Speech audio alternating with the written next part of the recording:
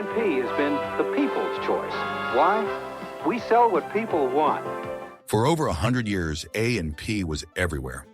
It was the first coast-to-coast grocery chain, the king of coffee, the store where America shopped. At its peak, it ran over 16,000 stores and captured a tenth of the grocery market. Then it vanished. No scandal, no fire, just slow, quiet decline. So how did the biggest name in groceries lose its place in every town, every memory? Today, we're digging into the story behind the rise and stunning fall of the Great Atlantic and Pacific Tea Company, better known as A&P. How can such a pretty wife make such great coffee? George Gilman wasn't born into groceries, he was born into leather. In the 1850s, he worked beside his father in a Manhattan tanning shop, surrounded by hides, tools, and the sharp scent of industry. When his father passed in 1859, Gilman inherited the family business, but not the passion for it. He sold the tannery and looked for something different, something cleaner, more refined.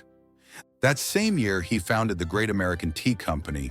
At first, it was just a wholesale operation, buying and blending tea, selling it in bulk to neighborhood grocers. But Gilman wasn't satisfied with the margins or the lack of control. He believed that if he could reach customers directly, he could offer better quality and better prices. By 1861, he opened his first storefront in Lower Manhattan.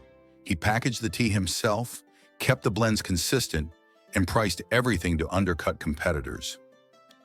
Within 2 years, there were 5 stores, and Gilman's name was quietly becoming known. As the business grew, Gilman brought on a young accountant named George Huntington Hartford. Together, they tightened the model: direct sourcing, vertical control, nationwide potential. Gilman didn't just launch a tea company, he built a blueprint for something far greater. The initials A&P weren't on the door yet, but the idea was already in motion. George Gilman was not the kind of man who stayed still for long. By the late 1860s, his storefronts were thriving. His mail-order catalogs were reaching towns that had barely seen a railroad, and his name was quietly gaining respect in the world of American retail. But he didn't just want to run a successful tea business. He wanted to build something lasting, something national. In 1870, Gilman and his trusted partner, George Huntington Hartford, made a bold move. They renamed their growing venture the Great Atlantic and Pacific Tea Company. It was ambitious, almost grandiose. America had only recently connected its coast by rail, but Gilman understood the power of symbolism. He didn't just want to serve neighborhoods, he wanted to span the country. And with Hartford managing logistics and finance, the expansion felt within reach. They opened more stores, streamlined operations, and introduced something revolutionary for the time: branded, prepackaged teas. Products like Thea and Nectar came in sealed containers, consistent, clean, and recognizable. It was a quiet shift, but a major one. Customers didn't have to scoop loose leaves from a barrel anymore.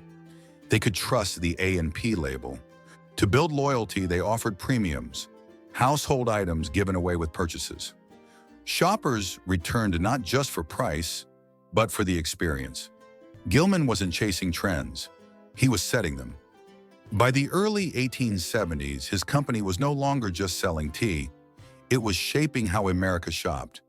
And the name he chose, Atlantic and Pacific, no longer felt like a reach, it was becoming a promise.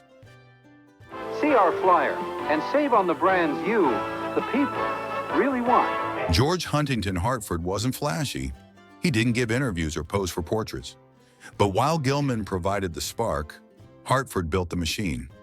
After Gilman's death in 1901, Hartford quietly took the reins and steered A&P into its next chapter, one marked not just by vision, but by sheer scale.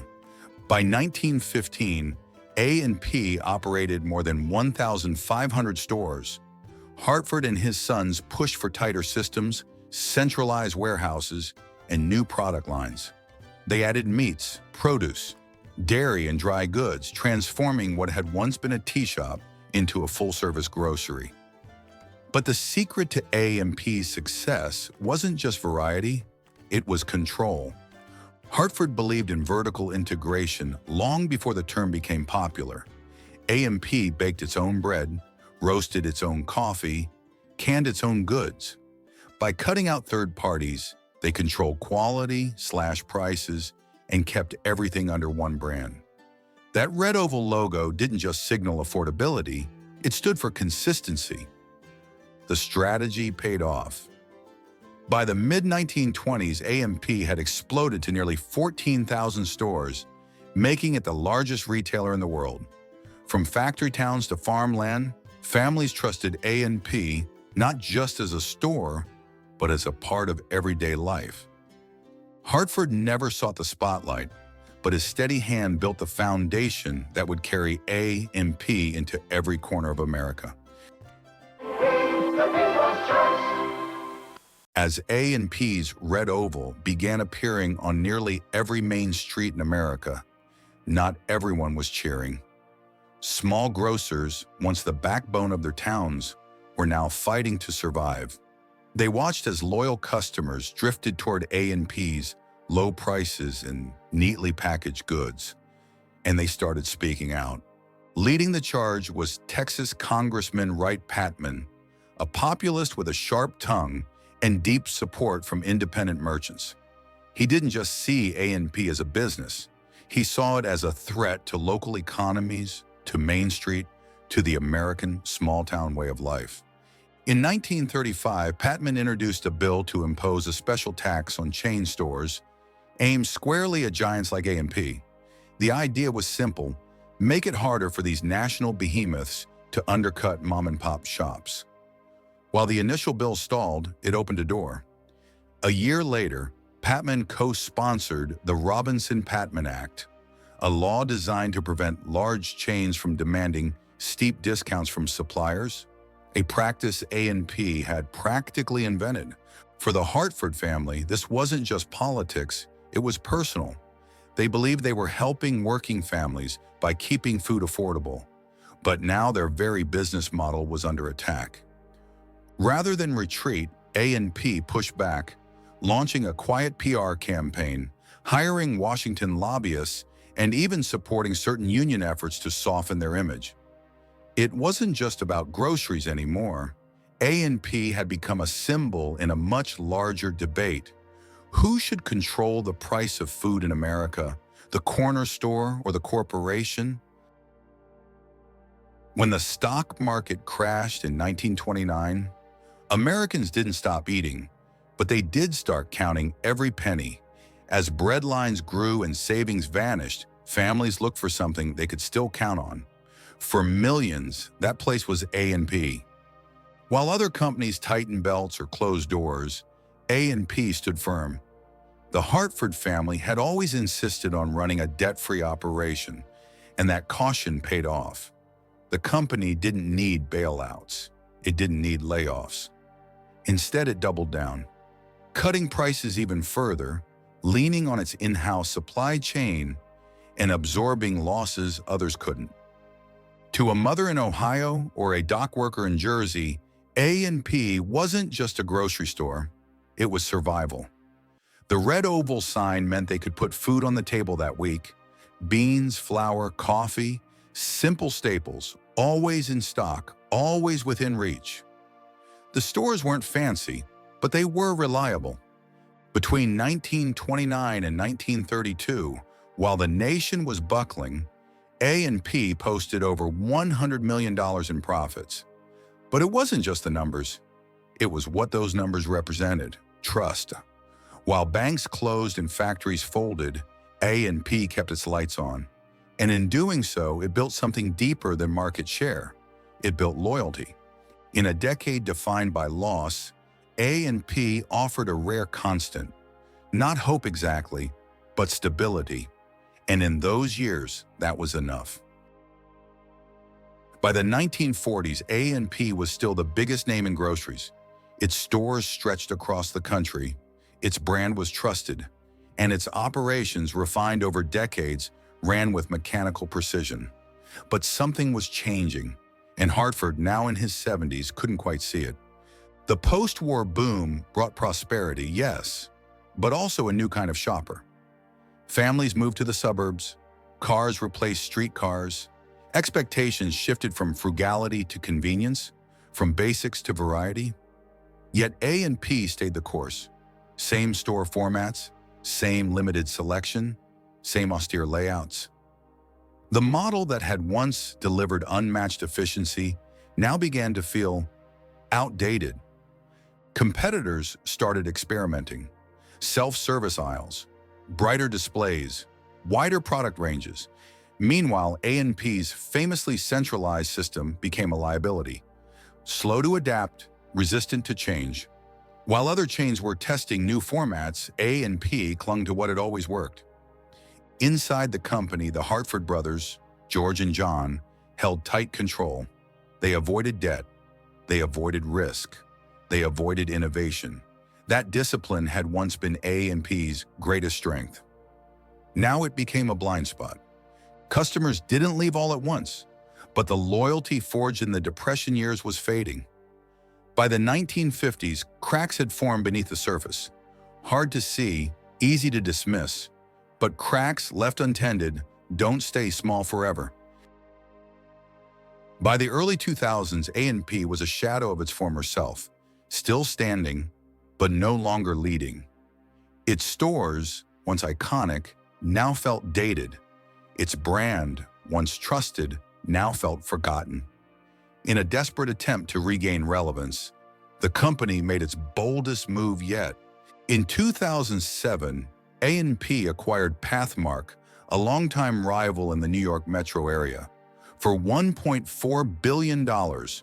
On paper, it looked like a comeback. Pathmark had stronger locations, fresher layouts, and a loyal customer base. Combined, the two chains became the largest grocery operator in the region, but the merger came at a cost. Financially, it stretched A&P to the brink. Operationally, it was a tangle. The two companies had different systems, different suppliers, different cultures. Integration was messy. Savings were slow. And just as A&P was trying to stabilize, the 2008 financial crisis hit. Shrinking household budgets and accelerating shifts in how people shopped. Behind closed doors, frustration grew.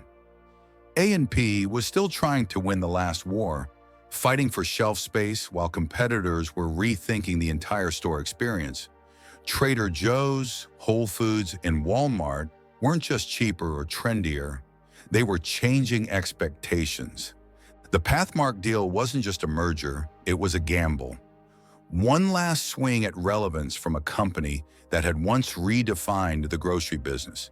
And for a brief moment, it looked like momentum. But deep down, the cracks were widening, and the ground beneath A&P was starting to give way. By the early 2000s and 10s, the grocery world was evolving fast, and A&P was falling further behind. In-store experiences were no longer about just stocking shelves. Customers wanted more. Organic options, fresh bakery smells, warm lighting, local produce. Supermarkets weren't just stores anymore. They were destinations. But A&P's aisles still felt frozen in time. Dimly lit, narrow layouts, aging signage. The kind of store that reminded you of your grandmother's pantry. Not in a nostalgic way, but in a way that said, nothing's changed. And that was the problem. Inside the company, there were efforts to modernize. New CEOs came and went. Product lines were tweaked. Store makeovers were announced. But it all felt like patchwork, small updates on a machine built for another era. Meanwhile, competitors weren't just innovating, they were reimagining. Trader Joe's curated with care. Whole Foods built identity around values. Walmart brought unbeatable pricing and one-stop convenience. Even regional chains leaned into branding and customer connection. And for shoppers, the contrast was obvious. A&P still offered the basics, but nothing that felt personal. No reason to stay loyal, no story, just shelves. That's the part that stung the most. A&P had once defined American grocery shopping, set the standard, led the industry, but now in a landscape it helped shape, it felt like a stranger. The world had changed, and A&P hadn't changed with it. While A&P struggled to adapt, a new kind of competition was rising, bigger, faster, and far more disruptive. Walmart and Target weren't just grocery stores, they were retail ecosystems. And for A&P, they posed a threat unlike anything the Hartford brothers could have imagined. Walmart didn't need to profit from groceries, eggs, milk, cereal. Those were just foot traffic. The real money came from electronics, clothing, furniture. Groceries were the bait. A&P, built entirely around food, couldn't match that scale or those prices. Target took a different route. It blended low prices with style, clean aisles, appealing layouts, private labels with trendy packaging. Even when people came in for socks or shampoo, they left with frozen pizza and organic coffee. Every aisle was designed for discovery. These weren't just stores, they were destinations, and more importantly, they were efficient. Centralized systems, lean inventory, nationwide logistics. In comparison, A&P's aging infrastructure looked bloated and slow. For decades, A&P had been the disruptor, the one rewriting the rules. But by the 2000s, it was on the defensive. Its market share shrank, its footprint contracted. Its prices, once unbeatable, now just looked average. The world of retail had changed from Main Street to megaplex, and A&P, the company that once set the pace for everyone else, was now trying to keep up, breathless and behind. Another thing to go to a familiar place that is completely shut down, completely closed to the public, and in the state that this place was. In 2010, A&P filed for Chapter 11 bankruptcy. Decades of decline, missed opportunities, and mounting debt had finally caught up. Many assumed it was over. But then something surprising happened. The company came back. In 2012, A&P emerged from bankruptcy as a private company with a new leader at the helm, Sam Martin, a seasoned retail executive with a reputation for turning things around. He didn't arrive with fanfare, but with a plan. Martin's strategy was methodical: trim the fat, close underperforming stores, streamline operations, focus on what A&P still did well: affordable basics, local connections, loyal pockets of customers. He brought in fresh leadership, stabilized the finances, and slowly profits returned. In 2013 and 2014, A&P posted its first modest gains in years. It wasn't a miracle, but it was movement. Inside some communities, the effort was noticed. A&P stores felt a little brighter, the shelves a little more full. Customers who had grown up shopping there returned out of habit and hope. But outside that loyal core, the world kept moving. Competitors raced ahead. Supply chains evolved. Expectations shifted again. And A&P, even with new leadership, couldn't move fast enough. Sam Martin had given the brand something rare: time. But time alone wasn't enough. The revival wasn't a failure. It was a final act of care for a brand millions had once loved. A quiet bow from a giant that didn't want to leave the stage, but knew it had to. By 2015, there were no more plans, no more turnarounds, no more hopeful headlines. After more than 150 years, A&P filed for its final bankruptcy. The company that once ruled the American grocery aisle, gone. Stores began to close quietly. Some were sold off to regional chains. Others were simply shuttered, their shelves emptied, lights turned off, carts left idle. The red oval signs, once symbols of trust and routine, came down without ceremony. For many communities, it felt like the end of something familiar. Shoppers who had grown up walking those aisles, picking out cereal with their parents, buying coffee in red-labeled cans, checking out with paper coupons, now passed darkened storefronts on their way to somewhere new. A place that felt cleaner, faster, but not the same. Industry insiders had seen it coming. Years of underinvestment, a failure to adapt, a stubborn loyalty to systems that had worked until they didn't.